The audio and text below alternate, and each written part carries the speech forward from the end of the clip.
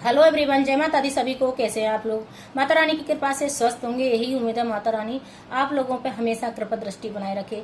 तो आइए जानते हैं प्रतिदिन रोजाना हम पूजा पाठ किस प्रकार से करते हैं। हमें दीपक को कब हटाना चाहिए, जो हम घर के मंदिर में दीपक जलाते हैं उसको कब हटाना चाहिए, जो भोग लगाते हैं अपने ठाकुर जी का, भगवान का, उसको कितनी देर के बाद हटाना चाहिए, कब हटाना चाहिए, जो लोटा भर के जल रखते हैं उसका हमें क्या करना चाहिए, किस जगह पे हमें डालना चाहिए, कितनी देर के बाद डालना चाहिए। अब आता है पड़ोसियों जो चीजें मांगने आ जाते हैं वो कब नहीं देनी चाहिए, उससे हमारे घर पे क्या फर्क पड़ता है। अब बहुत लोग, जैसे तुलसी माँ की अब सामान आने वाला है तो पवित्र महीना है, कार्तिक के मास में भी पूरे मंथ पूजा करते हैं। बहुत लोग डेली भी पूजा करते हैं माता की, तो ऐसा कोई इंसान नहीं है जो डेली जल ना दे। तो किस दिन हमें जल देना चाहिए तुलसी माँ में और किस दिन नहीं देना चाहिए, और सिंदूर कब लगाना चाहिए और कब नहीं लगाना चाहिए, इसी टॉपिक के ऊपर है। सूर्य भगवान को हमें जल देते समय किस चीज का हमें ध्यान रखना है। तो छोटी छोटी जानकारी है, टिप्स है मेरी, उन्हीं चीजों पे मैंने वीडियो बनाई है। और सामान आने वाला है तो भोलेनाथ को बहुत लोग घर में विराजमान करेंगे, तो वो किस जगह पे नहीं करना चाहिए। इस लोग बहुत लोग बहुत बड़ी गलती कर देते हैं, भोलेनाथ को हर कहीं भी विराजमान कर देते हैं। तो आइए जानते हैं। अगर मेरी वीडियो अच्छी लगे तो लाइक शेयर कमेंट जरूर करें, और जय माता दी की कमेंट में हर इंसान लिखे तो बहुत अच्छा रहता है जय माता दी लिखने पे। तो आइए जानते हैं। जब हम प्रतिदिन हम पूजा पाठ करते हैं, जो हमारे घर में हम डेली दीपक जलाते हैं, कभी भी अपने मंदिर को उपवास ना रखें। मतलब मंदिर में कभी भी कोई न कोई घर का सदस्य दीपक जरूर जलाए, उसको बिल्कुल उपवास की तरह नहीं रखा जाता है मंदिर जो घर का होता है। हाँ, बार बार कोई, मतलब जैसे भोग होता है, हर इंसान नहीं लगाता है, परिवार का हर इंसान पूजा पाठ करता है अपने घर का, पर भोग नहीं लगाता, एक सदस्य लगाता है। अगर आपने जैसे दीपक जलाया है तो भोग किसी और ने लगाया तो कोई दिक्कत नहीं है। अगर एक इंसान भोग लगाता है, बार बार कोई नहीं लगाता है भगवान का भोग। पूजा पाठ कर सकते हैं, चालीसा हनुमान जो भी कुछ पढ़ते हैं वो आप पढ़ सकते हैं। अब दीपक का है तो दीपक को कभी भी, मतलब जो घर के मंदिर में हम दीपक जलाते हैं उसको बार बार नहीं देखा जाता है, और बार बार मंदिर में घुसा भी नहीं जाता है। बहुत लोग क्या बार बार गलतियां करते हैं, दीपक को नहीं देखना चाहिए। हमें एक बार पूजा पाठ करने के बाद बार बार दीपक पे नजर नहीं डालनी चाहिए।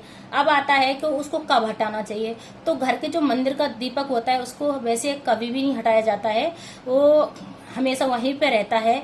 अगर हम जैसे सुबह पूजा कर रहे हैं तो सुबह मांस धो के हमें पूजा करनी है, और शाम को हम पूजा करते हैं तो शाम को भी मांस धो के पूजा करनी होती है। यही शास्त्र का नियम है और यही इंसान फॉलो करता है। बहुत लोग क्या करते हैं, दीपकों को नहीं साफ करते हैं, ये सबसे बड़ी गलती करते हैं जो लोग होते हैं। तो मंदिर का दीपक कभी भी नहीं हटाना चाहिए। अब आता है कि हमें जो प्रसाद होता है, जो भोग होता है ठाकुर जी का, वो कितनी देर के बाद हटाना चाहिए, और भगवानों का भी भोग लगाते हैं वो कितनी देर के बाद हटाना चाहिए।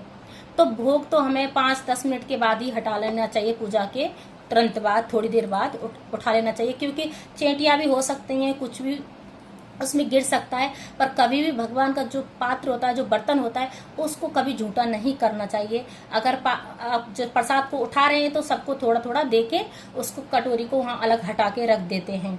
अब आता है जो घर का जो लोटा होता है, जो मंदिर में हम रखते हैं पूजा में, तो उसका क्या करना चाहिए। उस जल को कहीं अच्छी जगह पे डाल देना चाहिए। गमला है तो गमले में डाल दो, पेड़ है कोई पेड़ में डाल दो, या कोई पेड़ भी नहीं है, गमला भी नहीं है, तो कोई अच्छी जैसे छत है या कोई दीवार नहीं होती उस पे डाल दो। पर उसको पैर से लांगा भी नहीं जाता है, और उसको मतलब पैरों नहीं डालना चाहिए, उस जगह पे पैर नहीं आने चाहिए जो हम पानी डालते हैं। अब आता है कि हमें सूर्य भगवान को जो जल देते हैं वो किस प्रकार से देना चाहिए। तो सूर्य भगवान को जल देते हैं तो किसी चीज, जैसे तुलसी का गमला कभी भी सूर्य भगवान के जल देने में नहीं रखना चाहिए, क्योंकि उससे भी पाप लगता है। तो कोई गमला ले लें, खाली ले लें या बाल्टी ले लें, तब हम सूर्य भगवान को अर्घ दे सकते हैं, या कोई और भी गमला ले सकते हैं, तुलसी को छोड़ के और अन्य गमला ले सकते हैं। और मतलब सूर्य भगवान का जो जल होता है उस पर कभी भी आपका पैर ना पड़े, इस बात का भी विशेष ध्यान रखना है। और जो जल देते टाइम छींटे भी ना आए पैर पे, तो इस बात का भी ध्यान रखना है। तो अब आता है ये जो तुलसी माँ में जो तुलसी जी की हम जो पूजा पाठ करते हैं डेली प्रतिदिन, तो उसमें सिंदूर कब लगाना चाहिए, कौन सा लगाना चाहिए। तो हमें जल भी देते हैं, तो तुलसी माँ में हम जल रविवार और मंगलवार को नहीं देना चाहिए, उनको हाथ भी नहीं लगाया जाता है। अब आता है कि सिंदूर हम डेली लगा सकते हैं। जब हम तुलसी विवाह करते हैं उसी दिन सिंदूर लगाया जाता है, वैसे हम कभी भी सिंदूर नहीं लगाते हैं माता को। उनकी जड़ों में हम पीला और रेड कलर का सिंदूर दोनों भी लगा सकते हैं, पर सिर्फ जड़ों में लगा सकते हैं। ये मेरी बात क्लियर हो गई। अब आता है कि भगवान शिव को हम किस गमले में रख सकते हैं। बहुत लोगों को मैंने देखा भी है और कमेंट भी आते हैं कि तुलसी माँ का जो गमला होता है उसमें भोलेनाथ को रख देते हैं। तुलसी कर भोलेनाथ का तुलसी माँ से बहुत अलग हटके है। एक कहावत है कि इनका जैसे अब बहुत टाइम हो जाएगा अगर इस वीडियो में मैं बताने लगूंगी तो पर कभी भी आप तुलसी का जो तुलसी माँ के साथ में मतलब भोले बाबा को कभी भी नहीं रखना चाहिए, शिव जी को कभी भी नहीं रखना चाहिए। जो शिव परिवार होता है उसको तुलसी माँ के साथ नहीं रखा जाता, इस बात का ध्यान रखना है आपको।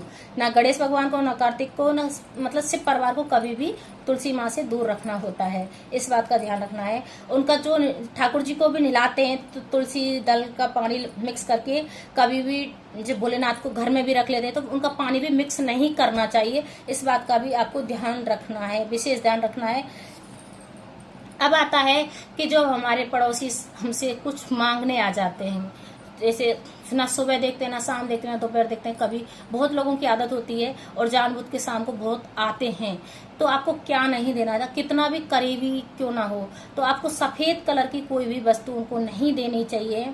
अब आता है सफेद कलर में क्या क्या आता है। आपको चीनी नहीं देनी चाहिए, नमक नहीं देना चाहिए, दूध दही नहीं देना चाहिए, और जैसे 7 बजे के बाद आप दे सकते हो। अगर उनसे बोल दो थोड़ी देर के बाद आप ले लेना, अभी शाम हो गई है तो मैं अभी नहीं दे सकती, तो वो लोग भी समझ जाते हैं, ऐसी बात नहीं है।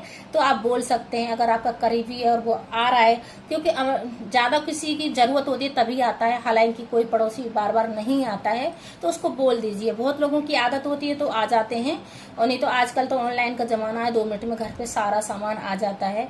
तो आप इस चीज का विशेष ध्यान रखें। तो पड़ोसियों को भी अगर हम चीज दे रहे हैं तो शाम के टाइम, और पैसे को भी नहीं दिया जाता है शाम के टाइम, तो 7 बजे के बाद आप दे सकते हैं। जो गऊ का टाइम होता है, जो गऊ वापस आती थी, जो गऊ धोला बोलते हैं, उस टाइम हम नहीं दिया जाता है। अब आता है कि हमें माता की जैसे हर एक कोई भी चीज होती है उसको